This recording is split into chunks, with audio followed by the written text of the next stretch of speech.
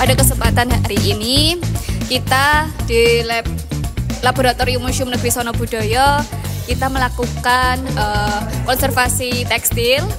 Kebetulan di sini kita baru melakukan pencucian batik.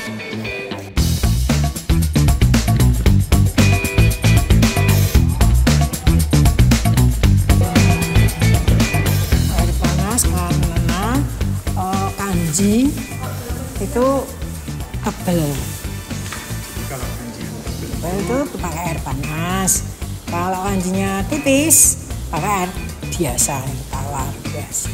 Pakai ini mas pakai lerak. Lerak itu sabun khusus untuk batik.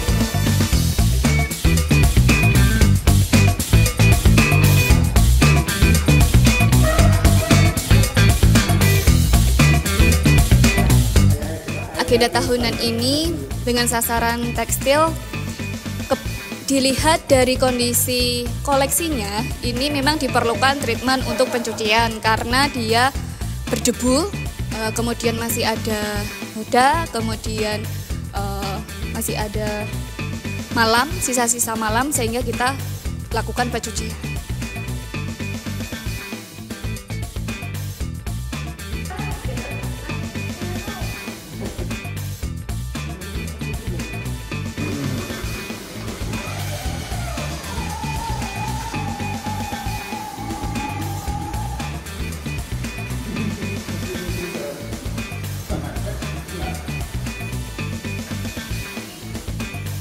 Wah, ya,